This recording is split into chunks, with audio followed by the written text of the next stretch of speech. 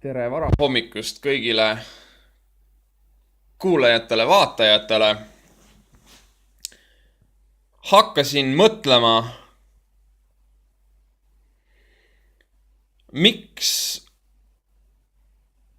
on võimumehed ja naised niivõrd türad.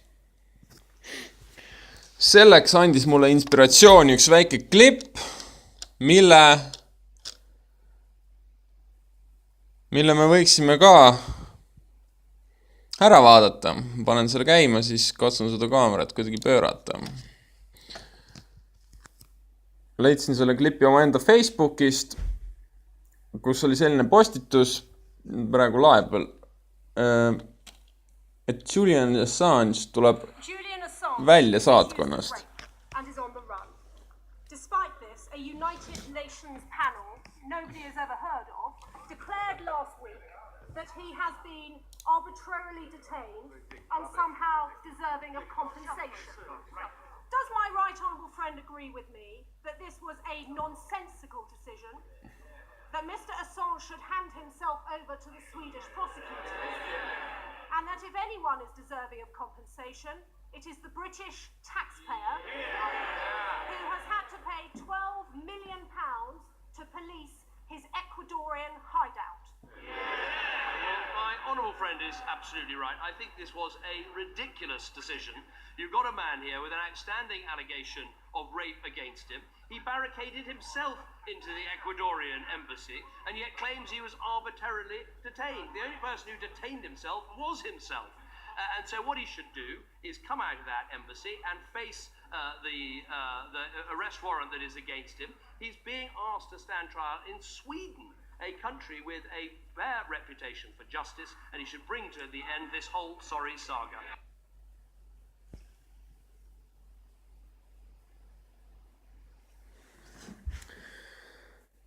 No ma ei imesta, kui Assange selle peale oma urust välja ei tule. Ausalt öeldes ma ei soovita mitte kellelgi nagu oma urust välja tulla. Endal samamoodi.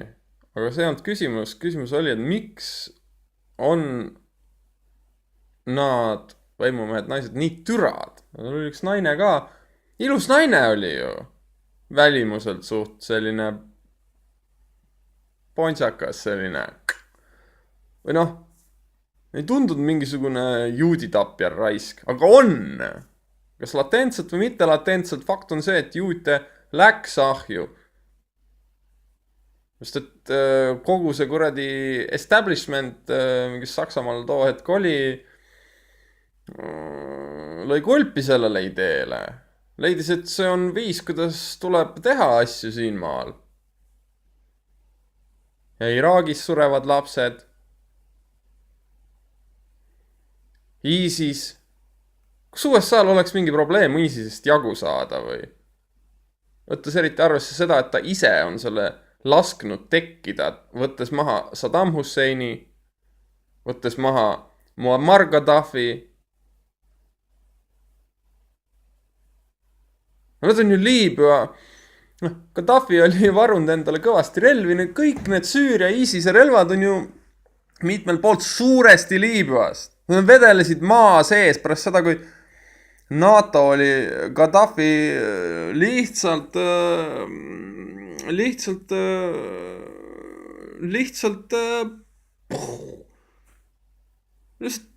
lasknud ära lintšida. Gaddafiks Gaddafi ei kujutanud oma mingi 1,9 miljonilise elanikkonnaga, kui palju seal Liibüas inimesi elab, või 5 miljonit maksimaalselt, mitte mingisugust ohtu. Välja arvatud võib-olla see, et selline semiootiline mõju, kui ta tõesti oleks hakanud seal mingi kulla eest naftat müüma või mis tal plaanid olid, see oleks häirinud, nii ei tohi, eks, et võtame ausalt, et eks millal Hiina püsib? Hiina püsib orjatööl ja oma keskkonna kahjustamisel läbi selle Hiina orjatöö, eks. Millal USA püsib? USA püsib naftal. Sellele, et nafta kauplemine käib dollarite eest. Ühesõnaga, USA-d garanteerib nende õigus dollarid igal hetkel nagu vajadusel juurde printida. Noh, isegi printima ei pea. Kuna dollareid on nagu nii palju üle maailma, no mõtelge ise, kui mingi riigid käiksid metsikult Ardo Hanssoni juures, et kuule, anna kroone. No meil ei ole enam kroone, aga no ütleks, et kuule, et anna meile liiva, me vajame Eesti liiva, me anname sulle eest kõike, mida sa tahad. No alates seal nõudepesumasinatest kuni veekeetjateni, no lihtsalt anna meile liiva. No liiva ka ei ole nii palju, kui USA-l on kurat metsa, et neist dollarit trükkida. No see selleks, eks. Teema püstitus oli, miks on nad ikkagi sellised vitunäod, munnilõustad, koledad ja kurjad tipp-poliitikud.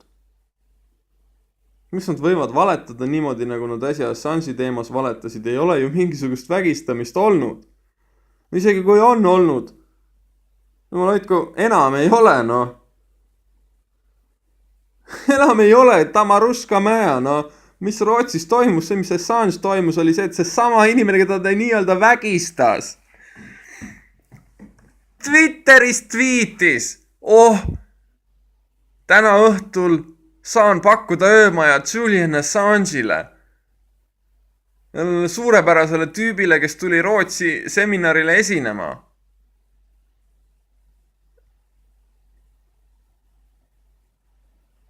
Ei! Muuseas kandis ka selliseid, peenise lõikega kontsa kingi.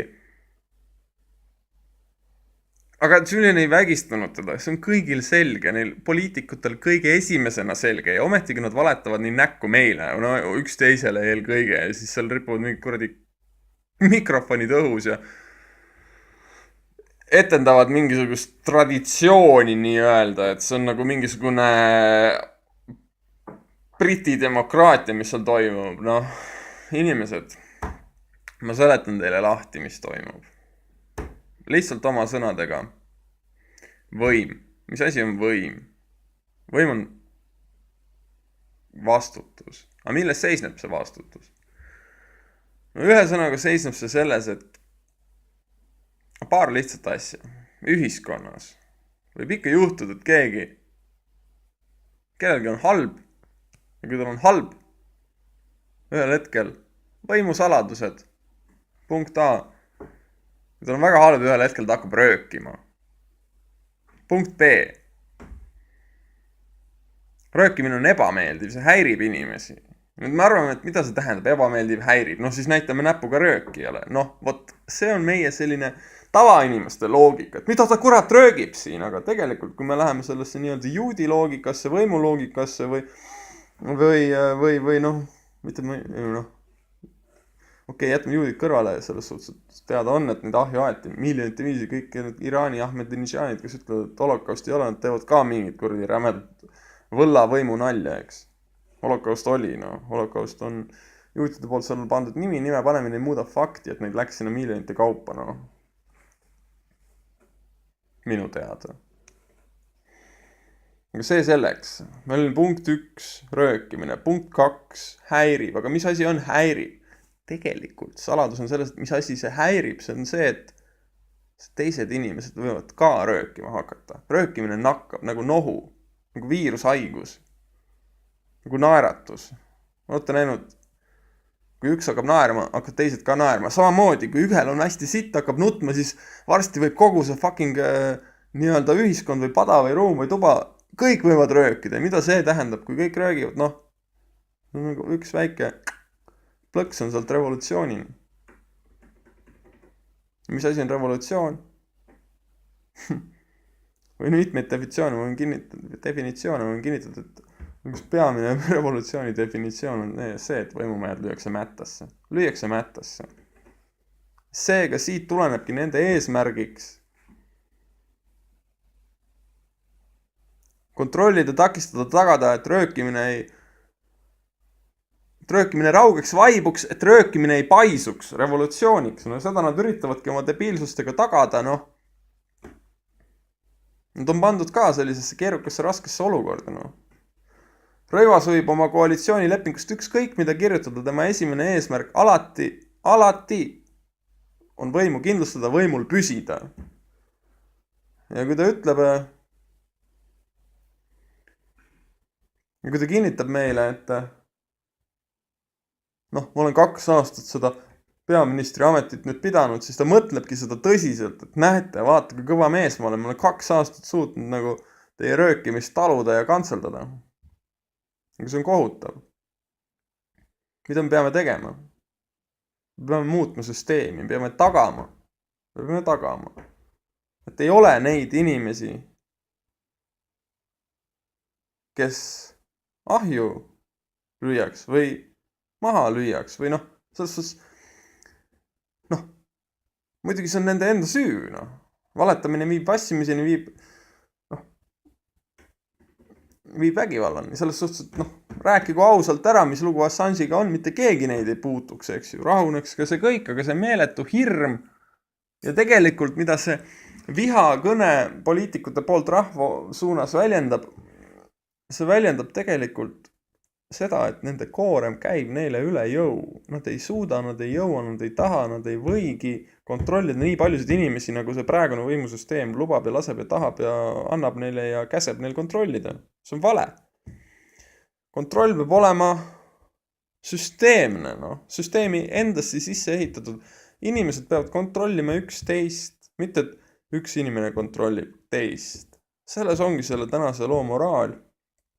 Ja ainult niimoodi suudame vältida, et taolised ilusad naisolevused, nagu seal videos, ei muutu sellisteks jõledateks fuuriateks, nagu ta seal muutus. Ei nõua mingisugust Assange'ilt kompensatsiooni Briti maksumaksjale, et teda kurat juba kokku 5 aastat on ahistatud.